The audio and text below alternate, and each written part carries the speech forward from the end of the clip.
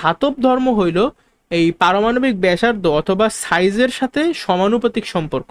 অর্থাৎ যে মৌল যত বড় সেই মৌলের ধাতব ধর্ম তত বেশি, আবার যেই মৌল যত ছোট সেই মৌলের ধাতব ধর্ম তত কম।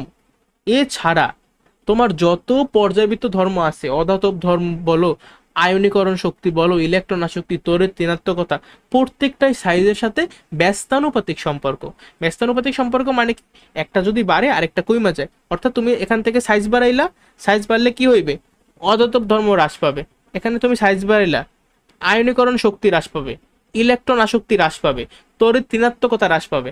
আবার তুমি সাইজ কমাই দিলা, তাহলে অধাতব ধর্ম বৃদ্ধি পাবে, আয়নীকরণ শক্তি বৃদ্ধি পাবে, ইলেকট্রন আসক্তি বৃদ্ধি পাবে, তড়িৎ ঋণাত্মকতাও বৃদ্ধি পাবে।